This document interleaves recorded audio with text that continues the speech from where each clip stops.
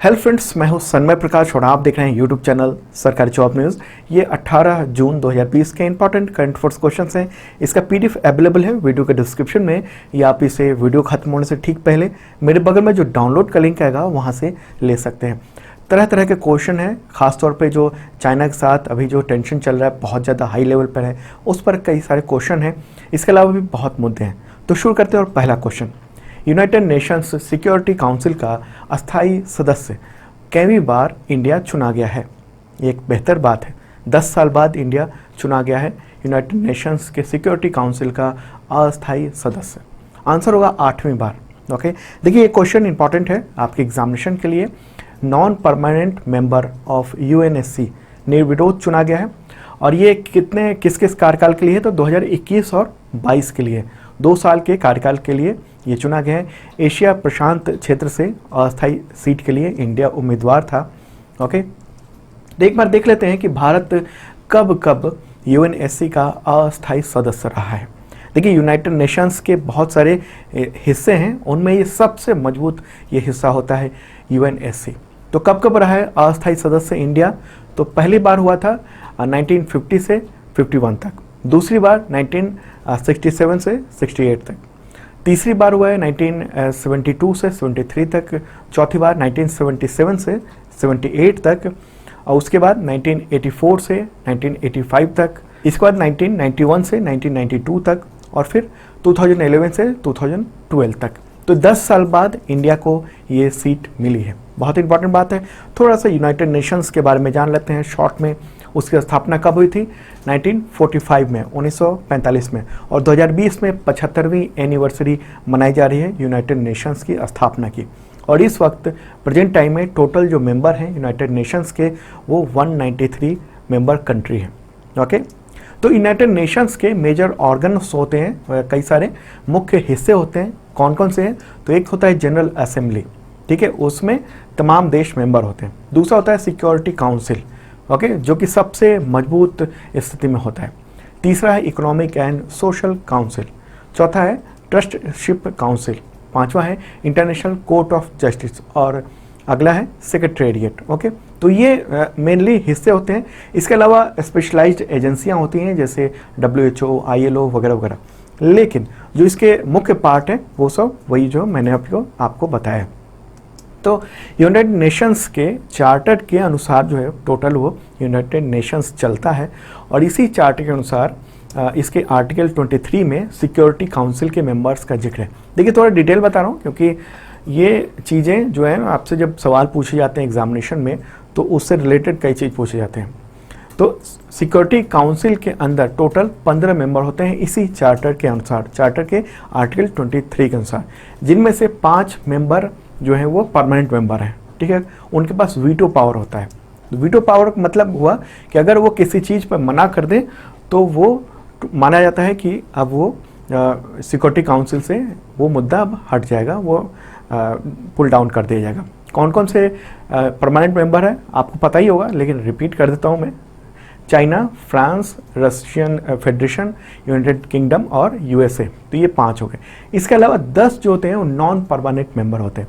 इनका कार्यकाल 2 साल का होता है, और हर साल 5 मेंबर इलेक्ट किए जाते हैं, और 5 मेंबर जो है रिटायर होते रहते हैं। तो दुनिया के अलग अलग रीजन से ये होता है। तो इसी इलेक्शन में इंडिया को जो है वो चुना गया है, निर्विरोध चुना गया है। लेकिन भारत को कितने वोट्स मिले हैं वो भी देख लेते हैं। 192 बैलेट वोट्स थे, उनमें से 184 वोट मिले हैं। अच्छा, क्यों महत्वपूर्ण है इंडिया के लिए ये यूनाइटेड नेशंस सिक्योरिटी काउंसिल? देखिए संयुक्त राष्ट्र में जो भी क्रिटिकल डिसीजन लिए जाते हैं ना, वो सब यूनाइटेड नेशंस सिक्योरिटी काउंसिल यानी UNSC में लिए जाते हैं। और भारत और इससे रिलेटेड जो कंट्रीज़ हैं, फ्रेंड्स जो कंट्रीज़ हैं, वो चाहते हैं कि सिक्योरिटी काउंसिल में जो है वो उसको रिफॉर्म किया जाए, सिक्योरिटी काउंसिल में रिफॉर्म लाई जाए, और इसके जो परमानेंट 5 मेंबर्स हैं उसमें बदलाव किया जाए। और लगातार इंडिया जो है तमाम देशों से ये बात करता है कि भारत को परमानेंट सीट दी जाए। तो इसको लेकर एक तरह से जब वहाँ में जाते हैं हम लोग, वहाँ पर रह के इस आवाज़ को ज़्यादा व्यापक रूप से उठाया जा सकता है। अच्छा, एक सवाल यहाँ बनता है कि यूनाइटेड नेशंस में भारत के अस्थायी प्रतिनिधि कौन है इस वक्त? तो ये है TS तिरुमूर्ति। ठीक है, अगला क्वेश्चन लेते हैं जो बहुत इंपॉर्टेंट है और इंडिया और चाइना से रिलेटेड है, जिसकी चर्चा तो लगातार चल रही, हर आदमी कर रहा है। क्वेश्चन होगा, चीनी सेना से खूनी झड़प के बाद सरकार ने आर्मी, नेवी और एयरफोर्स की तैनाती किस जगह पर बढ़ा दी है? इनमें से कौन सी जगह है? इसका आंसर होगा LAC और हिंद महासागर, इंडियन ओशन। ओके, देखिए लद्दाख के गालवान वैली में 20 भारतीय जवान शहीद हुए थे और कुछ चाइना के भी जवान जो हैं वो मारे गए थे, तो उससे काफ़ी माहौल बिगड़ चुका है। इंडिया ने अपनी आर्मी, नेवी और एयरफोर्स को अलर्ट पर रखा हुआ है और ये जो फैसला है वो defence minister Rajnath Singh, chief of defence staff, CDS, इन सब के जो सेना प्रमुख हैं उन सब की जो बैठक हुई थी उसी के दौरान लिया गया है। अच्छा, चीनी सेना को ये कड़ा संदेश देने के लिए हिंद महासागर में नेवी ने अपनी तैनाती बढ़ा दी है उस इलाके में। ओके, और लाइन ऑफ एक्चुअल कंट्रोल जो है नहीं LAC, उसके साथ साथ जो सभी जो फ्रंट लाइन ठिकाने हैं वहाँ पर भी जो है जवान को रवाना कर दिया गया है। वहाँ सेना, इसके अलावा आर्टिलरी, तोपें, वो सब कुछ वहाँ भेजी जा रही है एक तरह से। दूसरी तरफ पाकिस्तान को लेकर भी नज़र है कि वहाँ से भी कुछ इस वक्त कोई कार्रवाई ना हो जाए, तो वहाँ भी नज़र रखी जा रही है। ओके, और वायुसेना ने, एयरफोर्स ने पहले से ही अपने सभी फॉरवर्ड लाइन बेस में LAC और बॉर्डर एरिया को लेकर वहाँ अलर्ट काफ़ी बढ़ाया हुआ है। अच्छा, एक सवाल बार बार आप लोग पूछते हो कमेंट बॉक्स में कि LAC क्या है, LOC क्या है, तो उसके बारे में मैं बार बार बताता हूँ। फिर से बता दूँ, LAC जो है इंडियन कंट्रोल एरिया और चाइनीज कंट्रोल एरिया को एक तरह से अलग करता है। ठीक है, भारत जो है LAC को 3488 किलोमीटर लंबा मानता है, लेकिन चीन जो है इसको मात्र 2000 किलोमीटर के आसपास ही मानता है। 3 पार्ट में ये, पहला पार्ट जो है वो ऊपर के हिस्से में है, लद्दाख, हिमाचल प्रदेश और उत्तराखंड से उसकी जो LAC लगती है। दूसरा पार्ट है सिक्किम में, ओके आप देख रहे हो, और तीसरा है अरुणाचल प्रदेश में। ठीक है, और LAC को लेकर जो है स्पष्ट वो डिफिनेशन नहीं है कि LAC एग्जैक्ट कहाँ पर है। करीब कहीं 8 किलोमीटर चौड़ा जो है वो दावा है कि कोई कह रहा है, चाइना कह रहा है कि नहीं यहाँ तक है, इंडिया कह रहा है नहीं वहाँ तक है, तो 8 किलोमीटर का लगभग जो है वो कहीं ज़्यादा है, इससे ज़्यादा कहीं कम है दायरा, तो वहाँ उसको लेकर विवाद रहता है। अच्छा, LAC को डिफाइन करने को लेकर आप में से कुछ ने क्वेश्चन पूछा था कि डिफाइन करने को लेकर कोई सवाल, कभी इस पर कार्रवाई हुई क्या? देखिए, इसका प्रयास अलग अलग वक्त पर इंडियन प्राइम मिनिस्टर कर चुके हैं। 1988 में राजीव गांधी ने प्रयास किया था, 1991 में 1991 में PV नरसिंह राव ने, जब वो प्रधानमंत्री थे तो उन्होंने प्रयास किया था। यहाँ तक कि वर्तमान जो अभी प्रधानमंत्री हैं नरेंद्र मोदी, उन्होंने मई 2015 में जब चाइना की विजिट की थी तो उस समय भी कोशिश की थी उन्होंने। प्रधानमंत्री नरेंद्र मोदी ने चीन को LAC को स्पष्ट करने को लेकर प्रस्ताव दिया था कि वो जो बॉर्डर है, LAC है, उसको डिफाइन कर दिया जाए कि नहीं यहीं से है, इसके बाद आपका, इसके इधर मेरा। अभी जो क्लैशेज होते हैं वो ख़त्म किया जाए, उस समय ही हुआ था, 2015 में ही प्रयास किए थे प्रधानमंत्री नरेंद्र मोदी ने, लेकिन चीन ने उसी समय खारिज कर दिया था। मेरे बगल में इंडियन एक्सप्रेस का ये लाइन है, मैं जो पढ़ रहा था, इसको ढूंढ रहा था, तो उस समय मिला मुझे, ये प्रधानमंत्री जब गए थे तो उसके बारे में यहाँ पर डिटेल दिया हुआ है। तो ऐसा लगता है कि चीन जो है वो नहीं चाहता है बहुत लंबे अरसे से कि LAC स्पष्ट हो जाए, डिफाइन हो जाए। ओके, और ये तनातनी से उसको एक तरह से फ़ायदा मिलता है, वो एक तरह से ये कोशिश करता रहता है। अच्छा, अभी क्या हो रहा है, अभी जो सिचुएशन है, जो सैन्य तनातनी हुई है और जो बातचीत चल रही है, उसके बारे में भी आपको बता दूं, बहुत इंपॉर्टेंट बात है।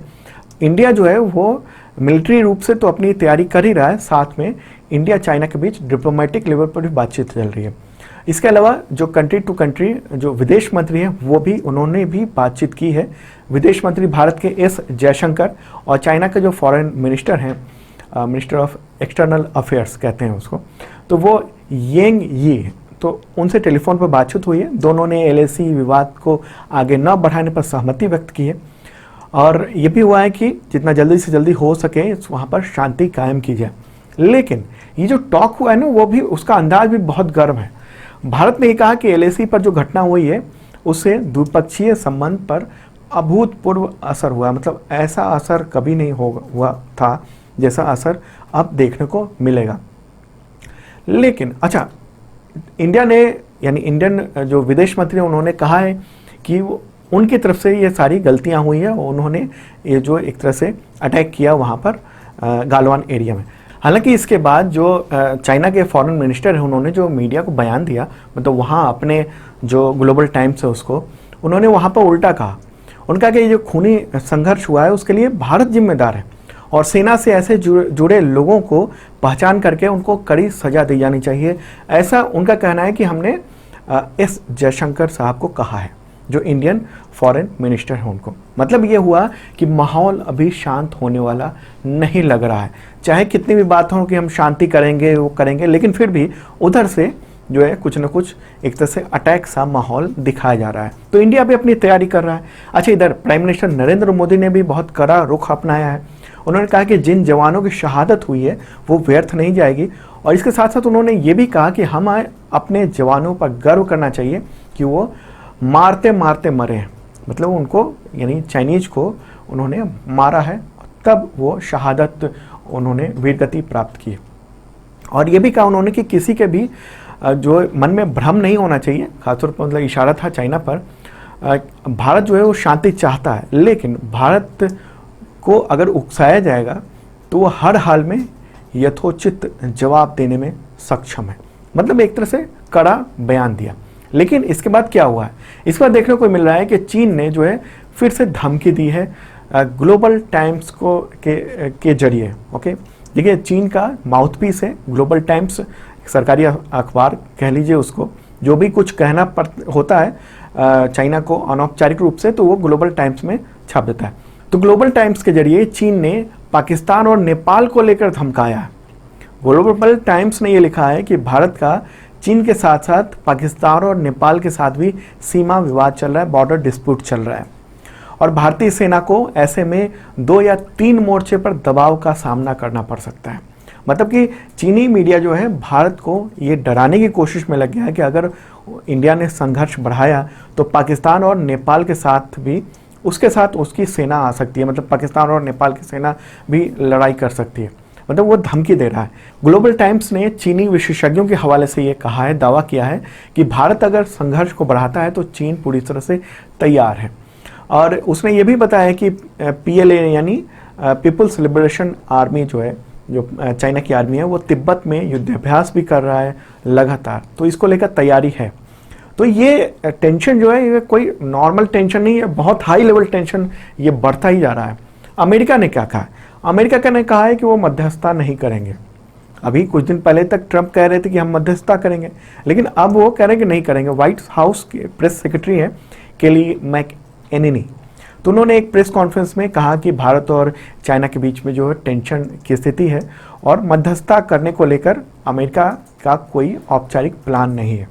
ओके, जब पत्रकारों ने उनसे सवाल पूछा तब केली ने ये कहा, उन्होंने कहा कि भारत और चीन के बीच में वास्तविक नियंत्रण रेखा यानी LAC जो है वहाँ पर हालात के बारे में जानकारी है, हम नज़र रखे हुए हैं और तनाव स्थिति है। अच्छा, इससे पहले ट्रंप ने मध्यस्थता की भी पेशकश की थी। देखते हैं आगे क्या होता है। अभी हालात बहुत टेंशन भरा दिख रहा है हम लोग को। आगे बढ़ते हैं, इसी से रिलेटेड क्वेश्चन लेते हैं। चीन भारत के बीच हुई खूनी झड़प के बाद सरकार ने कौन सा हाईवे आम लोगों के लिए बंद कर दिया है? आंसर होगा श्रीनगर लेह हाईवे। ओके, इसको आम लोगों के लिए बंद कर दिया गया है। देखिए 15 जून को घटना हुई थी, 15 जून की रात को और 16 जून की मॉर्निंग को ये गालवान वैली में।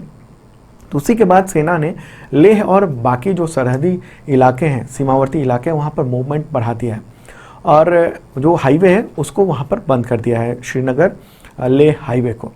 इसके साथ ही लद्दाख के आसपास जो सेना की यूनिट्स हैं उसको पीस स्टेशन कहते हैं, पीस स्टेशन लौटने वाली थी शांति जगह पर, तो उसको कहा गया कि रुके रहो, वहीं पर रहो। और भी यूनिट्स को वहाँ पर लेह में भी मूवमेंट करने के लिए कहा गया है। इसके अलावा लद्दाख के पास जो LAC के सीमावर्ती 2 गांव हैं उनको सेना ने खाली करा लिया है। मेरे बगल में आप न्यूज़ क्लिप देख रहे हो, तो उसके मुताबिक ये मैं आपको बता रहा हूँ। वहाँ मोबाइल नेटवर्क्स भी बंद कर दिए गए हैं, लैंडलाइन फ़ोन भी बंद कर दिए गए हैं। ओके, केवल सेना ही अपना सैटेलाइट फ़ोन वगैरह इस्तेमाल कर रही है और नॉर्मल सैटेलाइट फ़ोन भी वहाँ पर एक तरह से बैन कर दिया गया है वहाँ पर। चलिए मुद्दे से आगे बढ़ते हैं। और दोस्तों, आपको कंटेंट हमारा पसंद आ रहा हो तो लाइक बटन जरूर दबाइएगा और तमाम दोस्तों को शेयर जरूर करें, व्हाट्सएप पे, फेसबुक पे, चाहे टेलीग्राम पे। वहाँ पर आप ज़रूर शेयर करें। बेहतरीन कंटेंट आपके लिए हम तैयार करते हैं और आपके जो कमेंट्स है उसको पढ़कर मुझे अच्छा लगता है। अगला क्वेश्चन लेते हैं। लेफ्टिनेंट जनरल राज मोहन वोहरा का 14 जून 2020 को निधन हो गया कोविड-19 से। तो उन्हें कौन सा सम्मान मिल चुका था?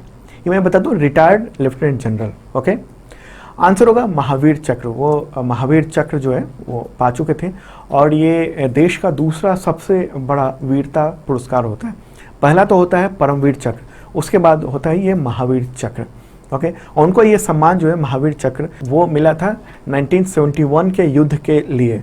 1972 में मिला था, मतलब 1971 के एक साल बाद मिला था और वो एक तरह से युद्ध के नायक थे। तो ये स्थिति है, उनका निधन हुआ कोरोना वायरस की वजह से। अगला क्वेश्चन लेते हैं। किस देश में आयोजित सेकेंड वर्ल्ड वॉर के 75वें विजय दिवस परेड में भारत अपनी तीनों सेनाओं के दल को भेजेगा? इसका आंसर होगा रूस, रसिया में। ओके, और रूस में मॉस्को में ये आयोजित होने वाला है 24 जून को। तो इसमें तमाम बहुत सारे देशों के जो सेना है वो भी इसमें शामिल हो रही है। तो इंडिया की ओर से तीनों सेनाओं के जो टीम है वो जा रही है वहाँ पर। देखिए, अभी हाल ही में प्रधानमंत्री नरेंद्र मोदी ने रूसी प्रेसिडेंट व्लादिमीर पुतिन को विजय दिवस को लेकर बधाई संदेश दिया था, 9 मई को दिया था। तो उसके बाद रूस के रक्षा मंत्री ने मॉस्को में ये जो होने वाला है प्रोग्राम, उसके लिए इंडिया से भी कहा था कि वो अपना भारतीय दल भेजे, आमंत्रित किया था। तो इंडिया ने भी तय कर लिया है 75 सैनिक जो है मॉस्को भेजे जाएंगे, तीनों सेनाओं के होंगे और परेड में हिस्सा लेंगे। ओके, और चाइना की भी सेना वहाँ पर परेड में हिस्सा लेने जा रही है और भी कई देशों की सेना वहाँ जाएंगी। बहुत बड़े लेवल पर ये आयोजन होना है। अगला क्वेश्चन लेते हैं। रज संक्रांति पर्व किस राज्य में मनाया जाता है? आंसर होगा ओडिशा। ओके, देखिए 15 जून को सूर्य ने मिथुन राशि में प्रवेश कर लिया है और इसे मिथुन संक्रांति पर्व भी कहते हैं। ओडिशा में ये पर्व मनाया जाता है रज संक्रांति के रूप में और 4 दिनों तक ये त्यौहार होता है और इसमें कृषि पर्व के साथ ही लोग जो हैं बारिश का स्वागत भी करते हैं।